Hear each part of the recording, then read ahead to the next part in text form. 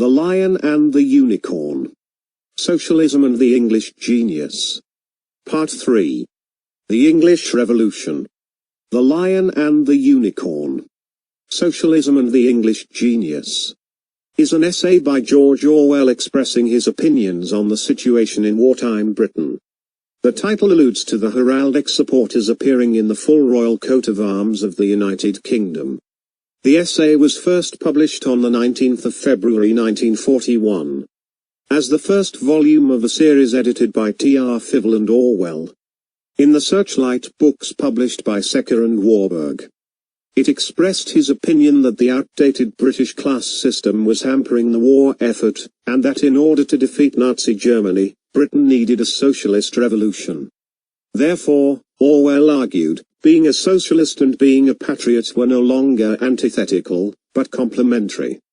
As a result, the Lion and the Unicorn became an emblem of the revolution which would create a new kind of socialism, a democratic English socialism in contrast to the oppressing Soviet totalitarian communism, and also a new form of Britishness. A socialist one liberated from empire and the decadent old ruling classes. Orwell specified that the revolutionary regime may keep on the royal family as a national symbol, though sweeping away the rest of the British aristocracy. The first part of the essay, England Your England, is often considered an essay in itself, with the introductory sentence, "As I write, highly civilized human beings are flying overhead, trying to kill me." The content sheds some light on the process which eventually led Orwell to the writing of his famous dystopia, 1984. The second part is entitled Shopkeepers at War, and the third is the English Revolution. Part 3, The English Revolution. The English Revolution started several years ago, and it began to gather momentum when the troops came back from Dunkirk. Like all else in England, it happens in a sleepy, unwilling way, but it is happening. The war has speeded it up, but it has also increased, and desperately, the necessity for speed. Progress and reaction are ceasing to have anything to do with party labels. If one wishes to name a particular moment, one can say that the old distinction between right and left broke down when Picture Post was first published. What are the politics of Picture Post? Or of Cavalcade, or Priestley's broadcasts, or the leading articles in the Evening Standard? None of the old classifications will fit them. They merely point to the existence of multitudes of unlabeled people who have grasped within the last year or two that something is wrong. But since the classless, ownerless society is generally spoken of as socialism, we can give that name to the society towards which we are now moving. The war and the revolution are inseparable. We cannot establish anything that a Western nation would regard as socialism without defeating Hitler. On the other hand, we cannot defeat Hitler while we remain economically and socially in the 19th century. The past is fighting the future, and we have 2 years, a year, possibly only a few months, to see to it that the future wins. We cannot look to this or to any similar government to put through the necessary changes of its own accord. The initiative will have to come from below. That means that there will have to arise something that has never existed in England, a socialist movement that actually has the mass of the people behind it. But one must start by recognizing why it is that English socialism has failed. In England there is only one socialist party that has ever seriously mattered, the Labour Party. It has never been able to achieve any major change, because except in purely domestic matters it has never possessed a genuinely independent policy. It was and is primarily a party of the trade unions, devoted to raising wages and improving working conditions. This meant that all through the critical years it was directly interested in the prosperity of British capitalism. In particular, it was interested in the maintenance of the British Empire. For the wealth of England was drawn largely from Asia and Africa. The standard of living of the trade union workers, whom the Labour Party represented, depended indirectly on the sweating of Indian coolies. At the same time, the Labour Party was a socialist party. Using socialist phraseology, thinking in terms of an old-fashioned anti-imperialism and more or less pledged to make restitution to the coloured races. It had to stand for the independence of India. just as it had to stand for disarmament and progress generally. Nevertheless, everyone was aware that this was nonsense. In the age of the tank and the bombing plane, backward agricultural countries like India and the African colonies can no more be independent than can a cat or a dog. Had any Labour government come into office with a clear majority and then proceeded to grant India anything that could truly be called independence, India would simply have been absorbed by Japan. Or divided between Japan and Russia. To a Labour government in power, three imperial policies would have been open. One was to continue administering the empire exactly as before, which meant dropping all pretensions to socialism. Another was to set the subject peoples free, which meant in practice handing them over to Japan, Italy and other predatory powers, and incidentally causing a catastrophic drop in the British standard of living.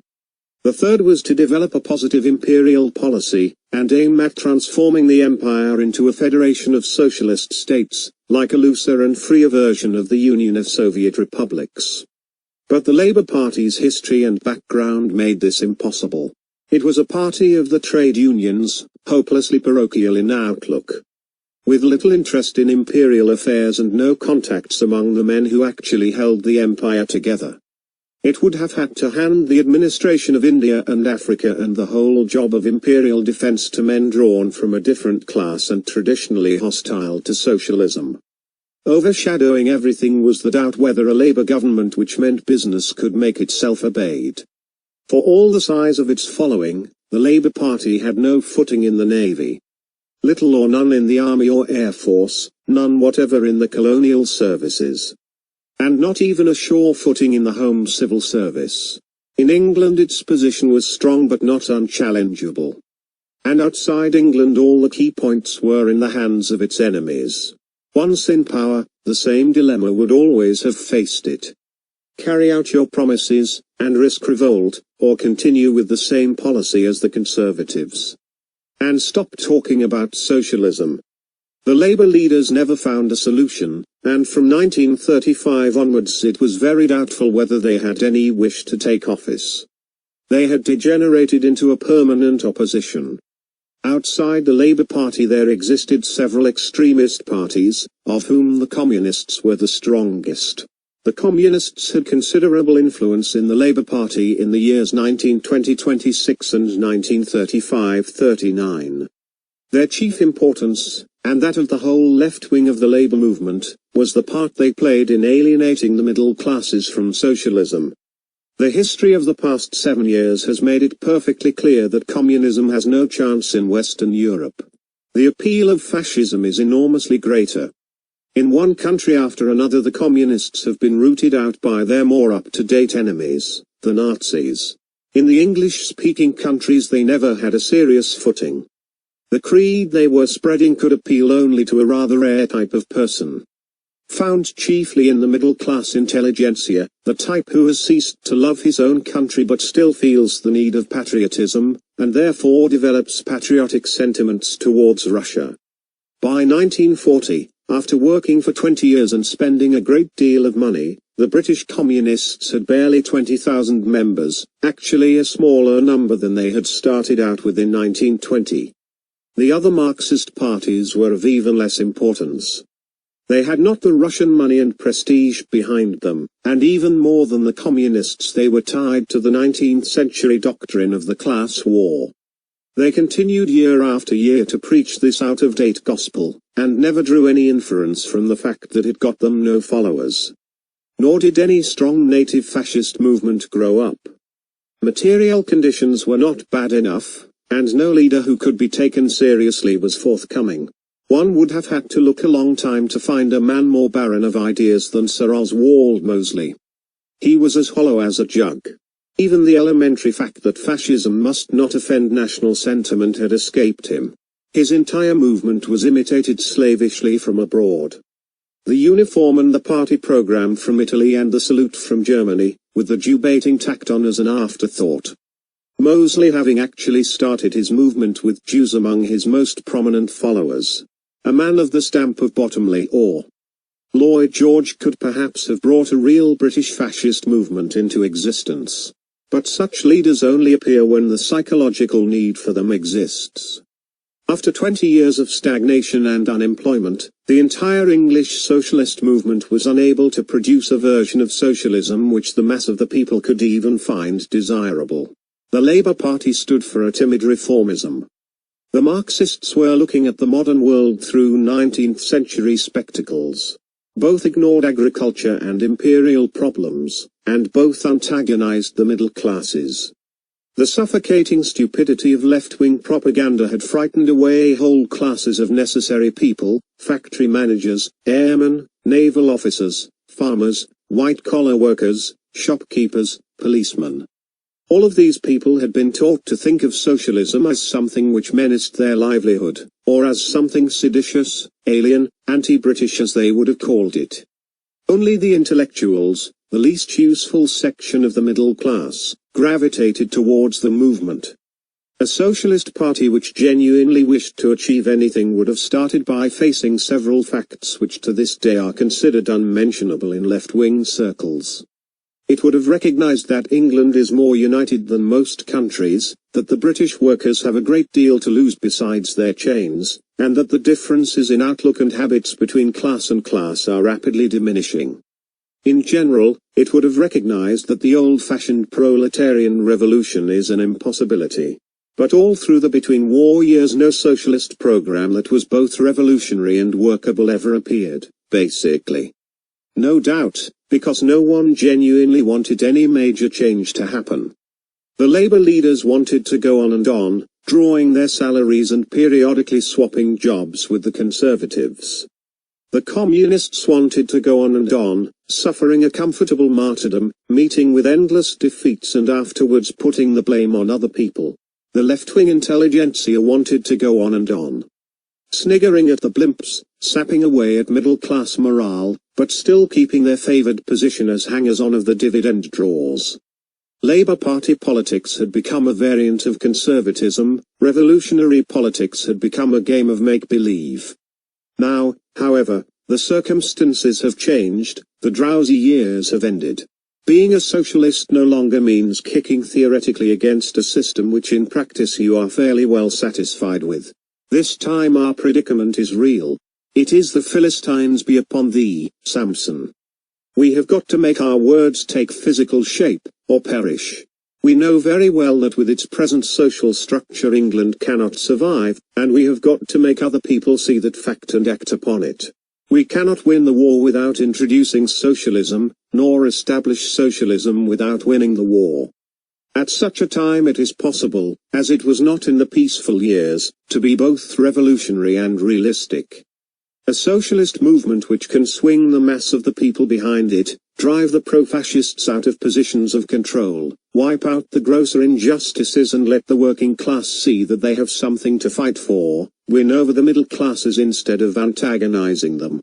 Produce a workable imperial policy instead of a mixture of humbug and utopianism, bring patriotism and intelligence into partnership. For the first time, a movement of such a kind becomes possible. 2. The fact that we are at war has turned socialism from a textbook word into a realizable policy. The inefficiency of private capitalism has been proved all over Europe. Its injustice has been proved in the East End of London. Patriotism, against which the socialists fought so long, has become a tremendous lever in their hands.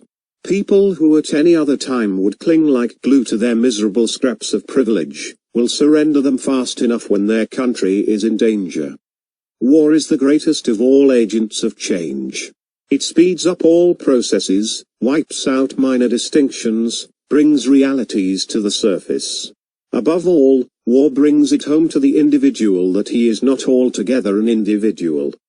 It is only because they are aware of this that men will die on the field of battle. At this moment it is not so much a question of surrendering life as of surrendering leisure, comfort, economic liberty, social prestige. There are very few people in England who really want to see their country conquered by Germany. If it can be made clear that defeating Hitler means wiping out class privilege, the great mass of middling people, the £6 a week to £2,000 a year class, will probably be on our side. These people are quite indispensable, because they include most of the technical experts. Obviously the snobbishness and political ignorance of people like airmen and naval officers will be a very great difficulty. But without those airmen, destroyer commanders, etc., we could not survive for a week. The only approach to them is through their patriotism. An intelligent socialist movement will use their patriotism, instead of merely insulting it, as hitherto. But do I mean that there will be no opposition? Of course not. It would be childish to expect anything of the kind. There will be a bitter political struggle, and there will be unconscious and half-conscious sabotage everywhere. At some point or other it may be necessary to use violence. It is easy to imagine a pro-fascist rebellion breaking out in, for instance, India. We shall have to fight against bribery, ignorance and snobbery. The bankers and the larger businessmen, the landowners and dividend drawers, the officials with their prehensile bottoms, will obstruct for all they are worth. Even the middle classes will writhe when their accustomed way of life is menaced. But just because the English sense of national unity has never disintegrated, because patriotism is finally stronger than class hatred, the chances are that the will of the majority will prevail. It is no use imagining that one can make fundamental changes without causing a split in the nation, but the treacherous minority will be far smaller in time of war than it would be at any other time. The swing of opinion is visibly happening, but it cannot be counted on to happen fast enough of its own accord. This war is a race between the consolidation of Hitler's empire and the growth of democratic consciousness. Everywhere in England you can see a ding-dong battle ranging to and fro, in Parliament and in the government, in the factories and the armed forces, in the pubs and the air raid shelters, in the newspapers and on the radio. Every day there are tiny defeats, tiny victories. Morrison for home security, a few yards forward. Priestley shoved off the air, a few yards back. It is a struggle between the groping and the unteachable, between the young and the old, between the living and the dead. But it is very necessary that the discontent which undoubtedly exists should take a purposeful and not merely obstructive form. It is time for the people to define their war aims. What is wanted is a simple, concrete program of action, which can be given all possible publicity, and round which public opinion can group itself. I suggest that the following 6-point program is the kind of thing we need. The first 3 points deal with England's internal policy, the other 3 with the empire and the world. 1. Nationalisation of land, mines, railways, banks and major industries. 2. Limitation of incomes, on such a scale that the highest tax-free income in Britain does not exceed the lowest by more than 10 to 1. 3. Reform of the educational system along democratic lines. 4. Immediate dominion status for India, with power to secede when the war is over. 5. Formation of an Imperial General Council, in which the coloured peoples are to be represented. 6. Declaration of formal alliance with China, Abyssinia and all other victims of the fascist powers. The general tendency of this program is unmistakable. It aims quite frankly at turning this war into a revolutionary war and England into a socialist democracy. I have deliberately included in it nothing that the simplest person could not understand and see the reason for. In the form in which I have put it, it could be printed on the front page of the Daily Mirror. But for the purposes of this book a certain amount of amplification is needed. 1. Nationalization. One can nationalize industry by the stroke of a pen, but the actual process is slow and complicated. What is needed is that the ownership of all major industry shall be formally vested in the state, representing the common people.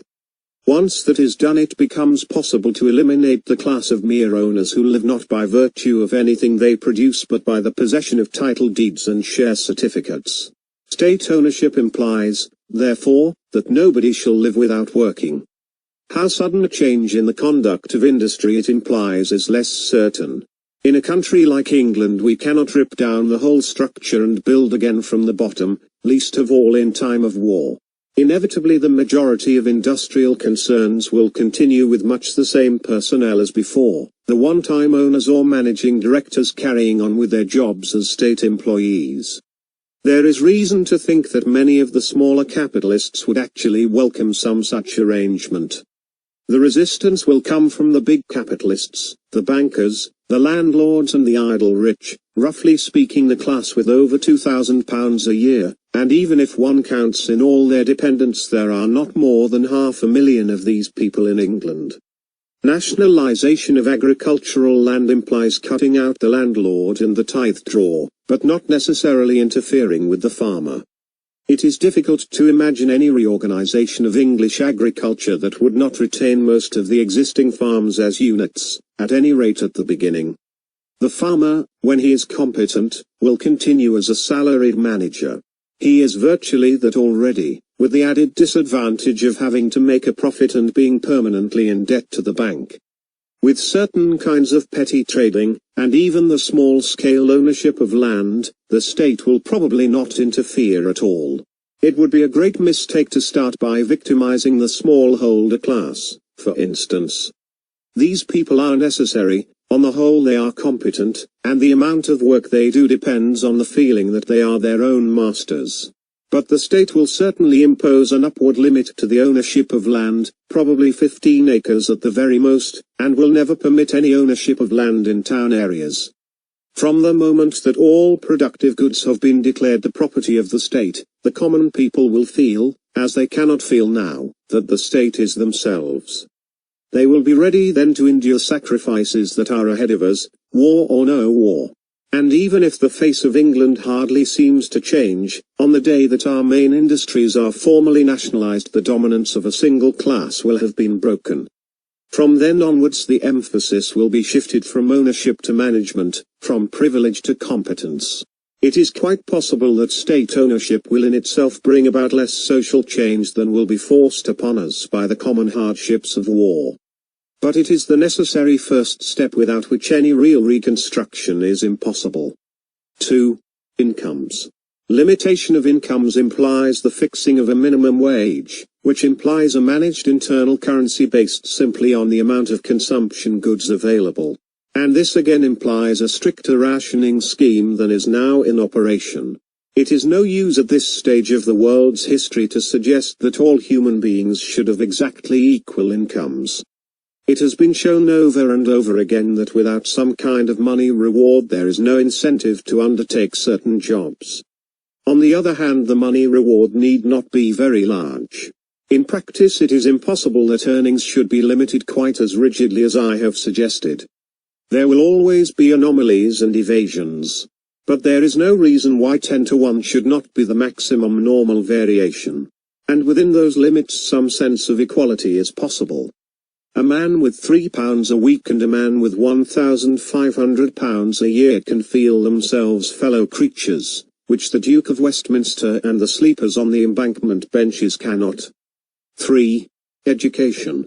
In wartime, educational reform must necessarily be promise rather than performance. At the moment we are not in a position to raise the school leaving age or increase the teaching staffs of the elementary schools. But there are certain immediate steps that we could take towards a democratic educational system. We could start by abolishing the autonomy of the public schools and the older universities and flooding them with state-aided pupils chosen simply on grounds of ability. At present, public school education is partly a training in class prejudice and partly a sort of tax that the middle classes pay to the upper class in return for the right to enter certain professions. It is true that that state of affairs is altering. The middle classes have begun to rebel against the expensiveness of education, and the war will bankrupt the majority of the public schools if it continues for another year or two. The evacuation is also producing certain minor changes. But there is a danger that some of the older schools, which will be able to weather the financial storm longest, will survive in some form or another as festering centres of snobbery. As for the 10,000 private schools that England possesses, the vast majority of them deserve nothing except suppression. They are simply commercial undertakings, and in many cases their educational level is actually lower than that of the elementary schools. They merely exist because of a widespread idea that there is something disgraceful in being educated by the public authorities. The state could quell this idea by declaring itself responsible for all education, even if at the start this were no more than a gesture. We need gestures as well as actions. It is all too obvious that our talk of defending democracy is nonsense, while it is a mere accident of birth that decides whether a gifted child shall or shall not get the education it deserves. 4. India. What we must offer India is not freedom, which, as I have said earlier, is impossible, but alliance, partnership, in a word, equality. But we must also tell the Indians that they are free to secede, if they want to. Without that there can be no equality of partnership, and our claim to be defending the colored peoples against fascism will never be believed. But it is a mistake to imagine that if the Indians were free to cut themselves adrift they would immediately do so. When a British government offers them unconditional independence, they will refuse it. For as soon as they have the power to secede, the chief reasons for doing so will have disappeared. A complete severance of the two countries would be a disaster for India no less than for England. Intelligent Indians know this. As things are at present, India not only cannot defend itself, it is hardly even capable of feeding itself. The whole administration of the country depends on a framework of experts, engineers, forest officers, railwaymen, soldiers, doctors, who are predominantly English and could not be replaced within 5 or 10 years. Moreover, English is the chief lingua franca and nearly the whole of the Indian intelligentsia is deeply anglicized. Any transference to foreign rule, for if the British marched out of India the Japanese and other powers would immediately march in, would mean an immense dislocation. Neither the Japanese, the Russians, the Germans nor the Italians would be capable of administering India even at the low level of efficiency that is attained by the British. They do not possess the necessary supplies of technical experts or the knowledge of languages and local conditions, and they probably could not win the confidence of indispensable go-betweens such as the Eurasians. If India was simply liberated, i.e. deprived of British military protection, the first result would be a fresh foreign conquest, and the second a series of enormous famines which would kill millions of people within a few years. What India needs is the power to work out its own constitution without British interference, but in some kind of partnership that ensures its military protection and technical advice. This is unthinkable until there is a socialist government in England. For at least 80 years England has artificially prevented the development of India, partly from fear of trade competition if Indian industries were too highly developed, partly because backward peoples are more easily governed than civilized ones. It is a commonplace that the average Indian suffers far more from his own countrymen than from the British. The petty Indian capitalist exploits the town worker with the utmost ruthlessness, the peasant lives from birth to death in the grip of the moneylender. But all this is an indirect result of the British rule, which aims half-consciously at keeping India as backward as possible. The classes most loyal to Britain are the princes, the landowners and the business community, in general, the reactionary classes who are doing fairly well out of the status quo. The moment that England ceased to stand towards India in the relation of an exploiter, the balance of forces would be altered. No need then for the British to flatter the ridiculous Indian princes, with their gilded elephants and cardboard armies, to prevent the growth of the Indian trade unions, to play off Muslim against Hindu, to protect the worthless life of the moneylender, to receive the salams of toadying minor officials, to prefer the half-barbarous Gurkha to the educated Bengali. Once check that stream of dividends that flows from the bodies of Indian coolies to the banking accounts of old ladies in Cheltenham, and the whole Sahib native nexus, with its haughty ignorance on one side and envy and servility on the other, can come to an end. Englishmen and Indians can work side by side for the development of India, and for the training of Indians in all the arts which, so far, they have been systematically prevented from learning. How many of the existing British personnel in India, commercial or official, would fall in with such an arrangement, which would mean ceasing once and for all to be sahibs, is a different question. But, broadly speaking, more is to be hoped from the younger men and from those officials, civil engineers, forestry and agricultural experts, doctors, educationists, who have been scientifically educated. The higher officials, the provincial governors, commissioners, judges, etc. are hopeless, but they are also the most easily replaceable. That, roughly, is what would be meant by dominion status if it were offered to India by a socialist government. It is an offer of partnership on equal terms until such time as the world has ceased to be ruled by bombing planes. But we must add to it the unconditional right to secede. It is the only way of proving that we mean what we say. And what applies to India applies, mutatis mutandis, to Burma, Malaya and most of our African possessions.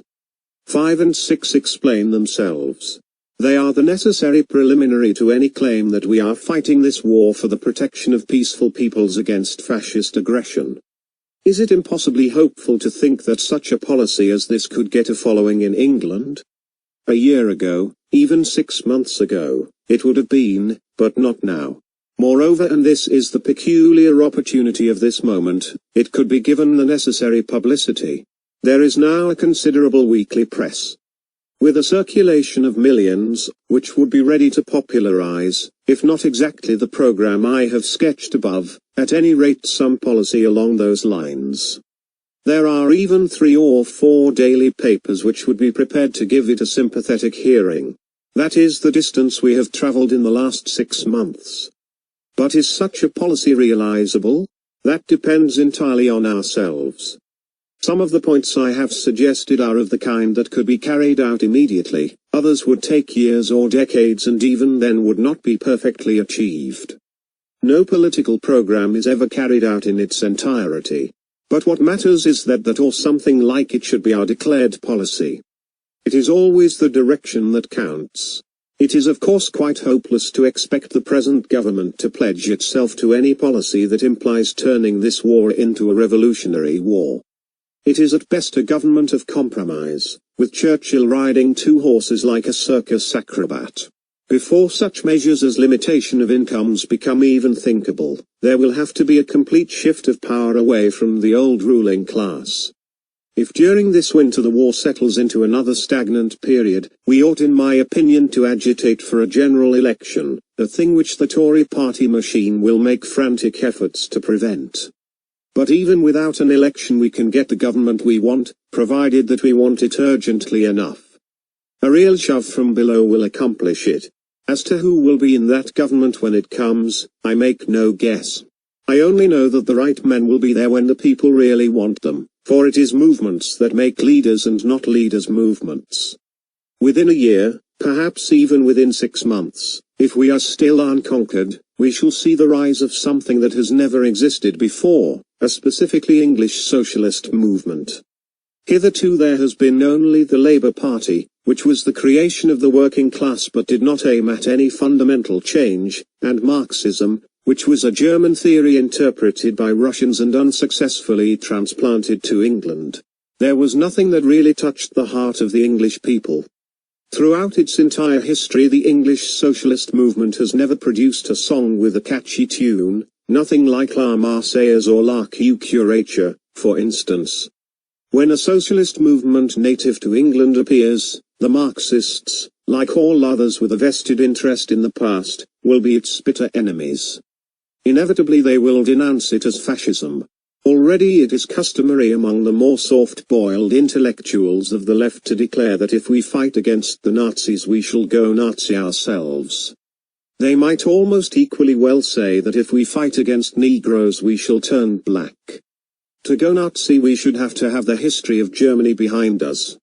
Nations do not escape from their past merely by making a revolution. An English socialist government will transform the nation from top to bottom. But it will still bear all over it the unmistakable marks of our own civilization, the peculiar civilization which I discussed earlier in this book. It will not be doctrinaire, nor even logical. It will abolish the House of Lords, but quite probably will not abolish the monarchy. It will leave anachronisms and loose ends everywhere, the judge in his ridiculous horsehair wig and the lion and the unicorn on the soldier's cap buttons. It will not set up any explicit class dictatorship. It will group itself round the old Labour Party and its mass following will be in the trade unions, but it will draw into it most of the middle class and many of the younger sons of the bourgeoisie.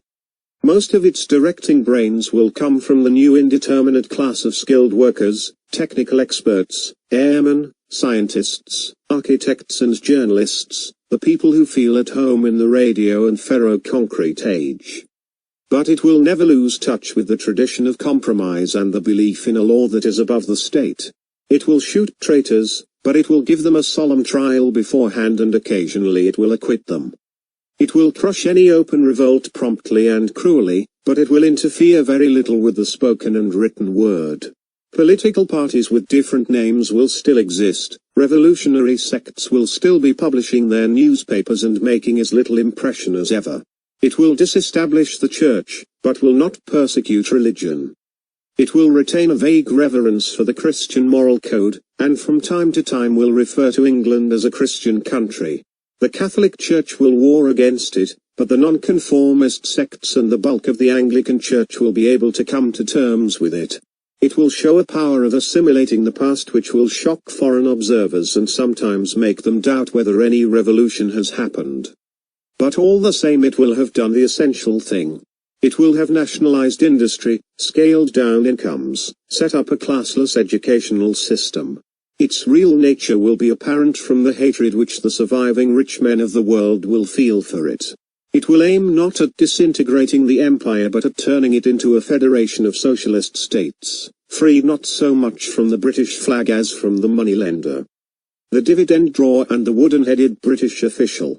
Its war strategy will be totally different from that of any property-ruled state, because it will not be afraid of the revolutionary after-effects when any existing regime is brought down.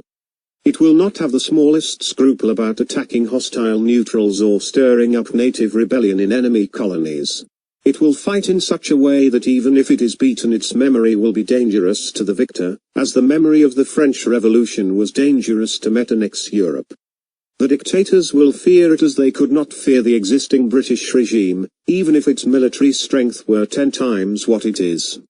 But at this moment, when the drowsy life of England has barely altered, and the offensive contrast of wealth and poverty still exists everywhere, even amid the bombs, why do I dare to say that all these things will happen?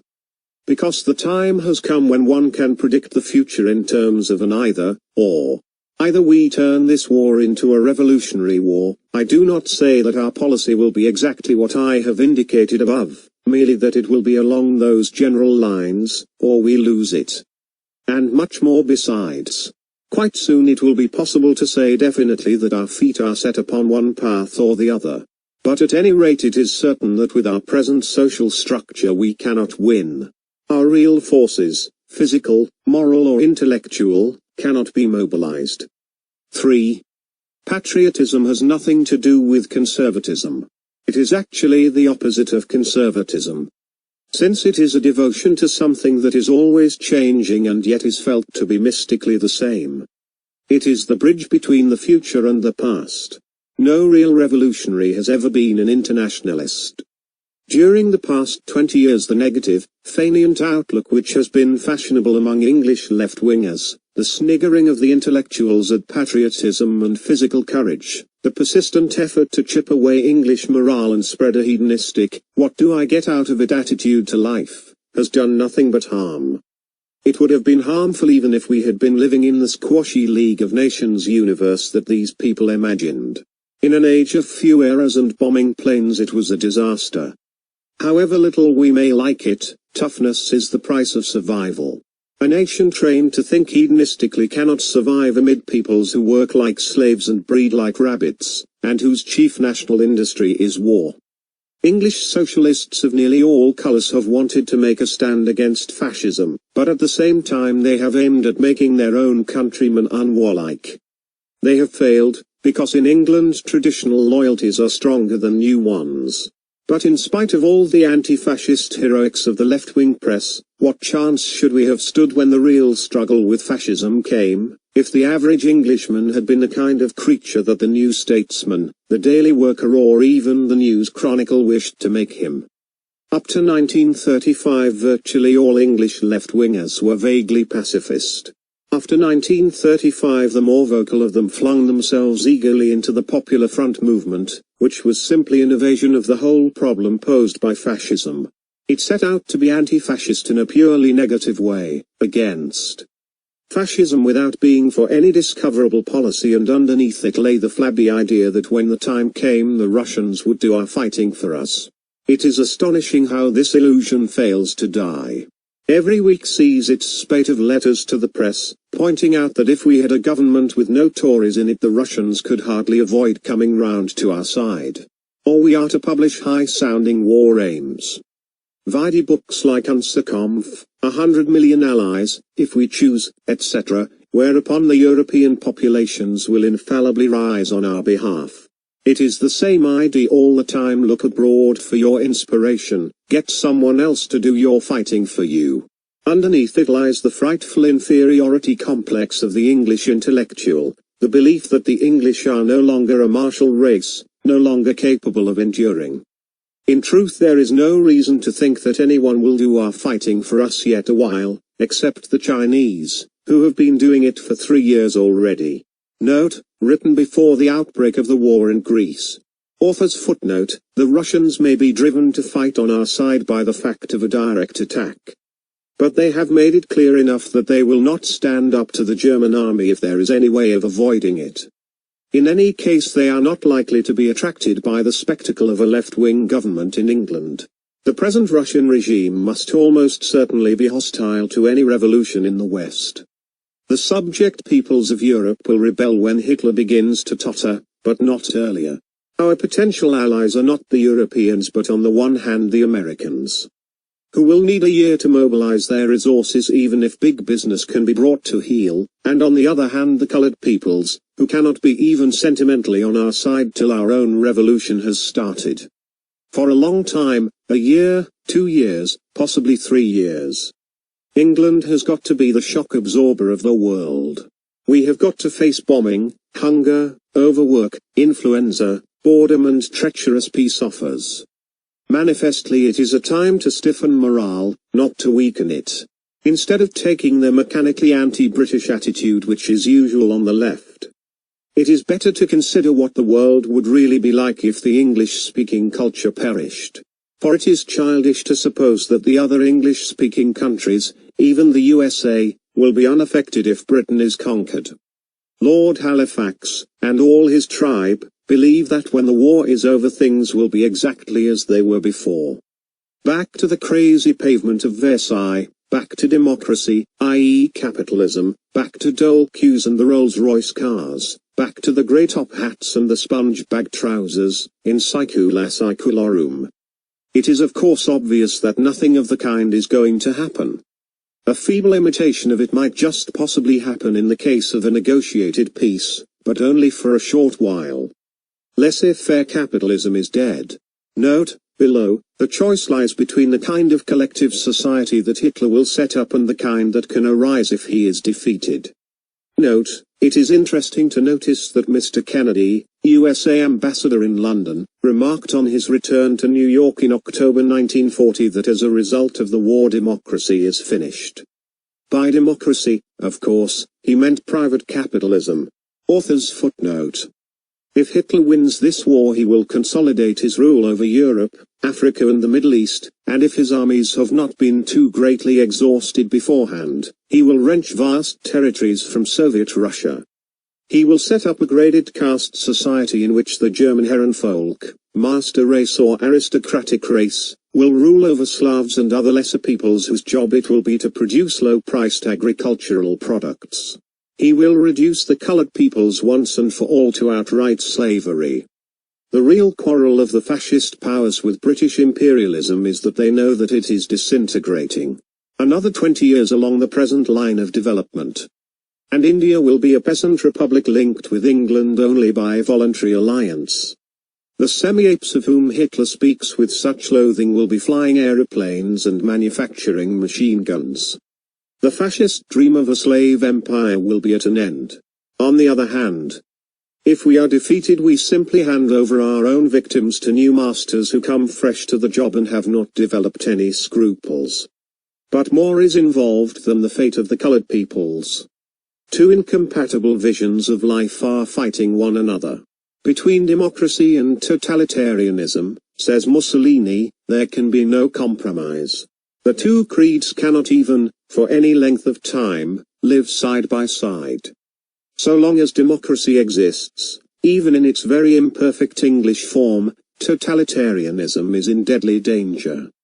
The whole English-speaking world is haunted by the idea of human equality, and though it would be simply a lie to say that either we or the Americans have ever acted up to our professions, still, the idea is there, and it is capable of one day becoming a reality.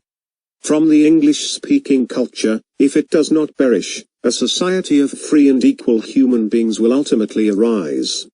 But it is precisely the idea of human equality, the Jewish or Judeo-Christian idea of equality, that Hitler came into the world to destroy.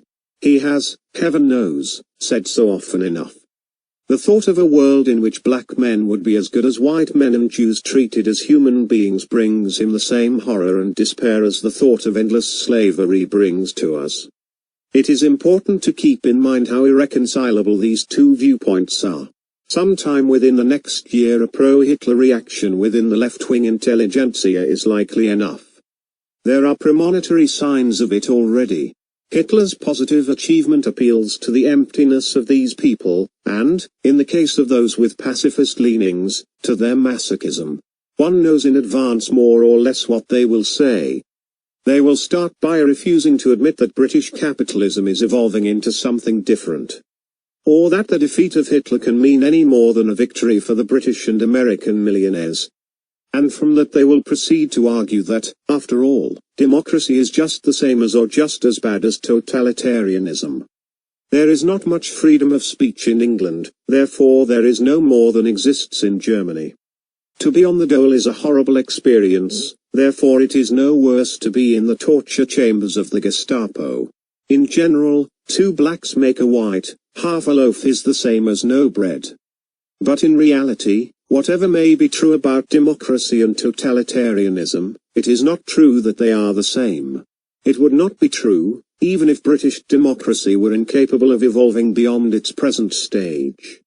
The whole conception of the militarized continental state, with its secret police, its censored literature and its conscript labor, is utterly different from that of the loose maritime democracy, with its slums and unemployment, its strikes and party politics. It is the difference between land power and sea power. Between cruelty and inefficiency, between lying and self-deception, between the SS man and the rent collector.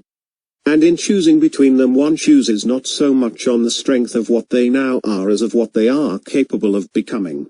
But in a sense it is irrelevant whether democracy, at its higher or at its lowest, is better than totalitarianism. To decide that one would have to have access to absolute standards. The only question that matters is where one's real sympathies will lie when the pinch comes.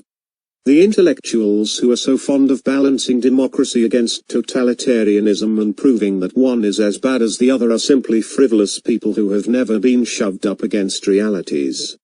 They show the same shallow misunderstanding of fascism now, when they are beginning to flirt with it, as a year or two ago, when they were squealing against it. The question is not, can you make out a debating society case in favor of Hitler? The question is, do you genuinely accept that case?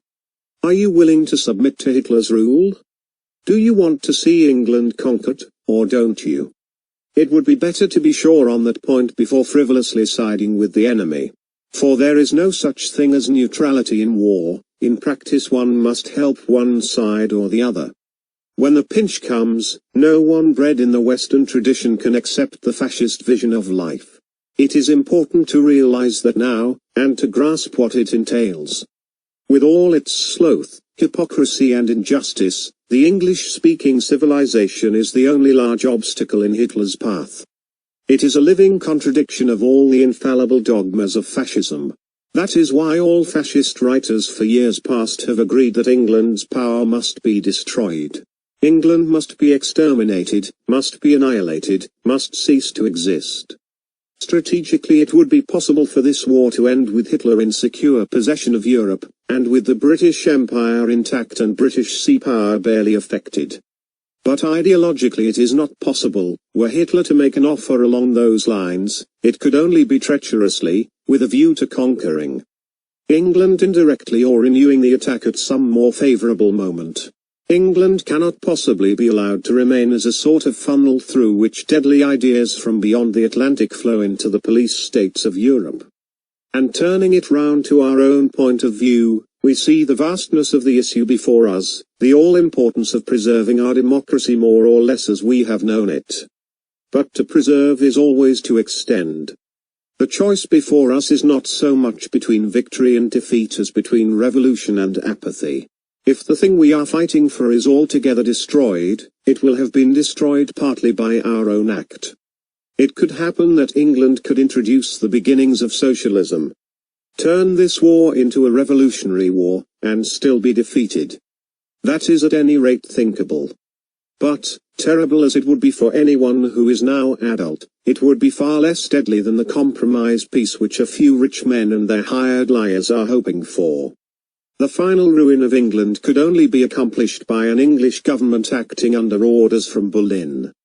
But that cannot happen if England has awakened beforehand.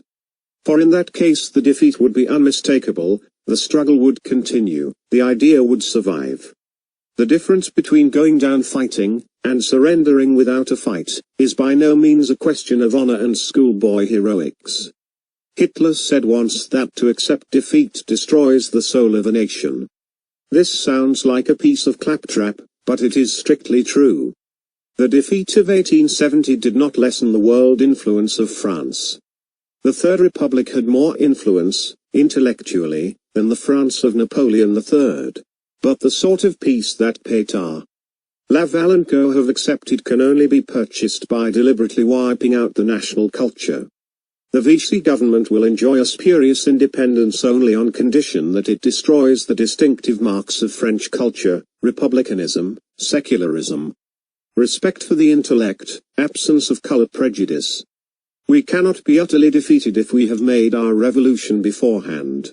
We may see German troops marching down Whitehall, but another process, ultimately deadly to the German power dream, will have been started. The Spanish people were defeated. But the things they learned during those 2.5 memorable years will one day come back upon the Spanish fascists like a boomerang. A piece of Shakespearean bombast was much quoted at the beginning of the war. Even Mr. Chamberlain quoted it once, if my memory does not deceive me. Come the four corners of the world in arms, and we shall shock them, naught shall make us rue. If England to herself do rest but true, it is right enough, if you interpret it rightly. But England has got to be true to herself. She is not being true to herself while the refugees who have sought our shores are penned up in concentration camps, and company directors work out subtle schemes to dodge their excess profits tax. It is goodbye to the tattler and the bystander, and farewell to the lady in the Rolls-Royce car. The heirs of Nelson and of Cromwell are not in the House of Lords. They are in the fields and the streets, in the factories and the armed forces, in the four-ale bar and the suburban back garden, and at present they are still kept under by a generation of ghosts. Compared with the task of bringing the real England to the surface, even the winning of the war, necessary though it is secondary. By revolution we become more ourselves, not less. There is no question of stopping short, striking a compromise, salvaging democracy, standing still. Nothing ever stands still. We must add to our heritage or lose it, we must grow greater or grow less, we must go forward or backward. I believe in England, and I believe that we shall go forward. End of the essay.